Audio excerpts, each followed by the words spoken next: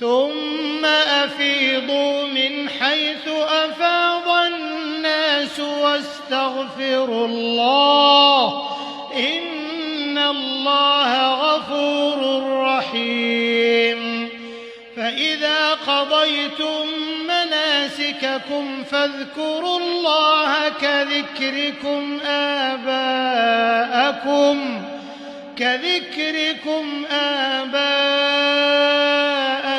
أو أشد ذكرا فمن الناس من يقول ربنا آتنا في الدنيا وما له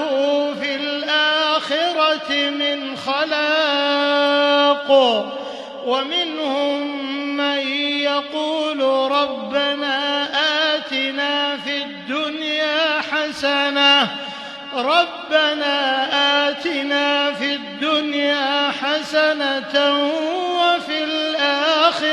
حسنة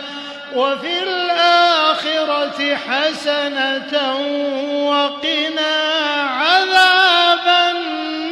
النار أولئك لهم نصيب مما كسبوا والله سريع الحساب واذكروا الله في أيام معدودات فمن تعجل في يومين فلا إثم عليه ومن تأخر فلا إثم عليه لمن اتقى واتقوا الله واعلموا أنكم إليه تحشرون.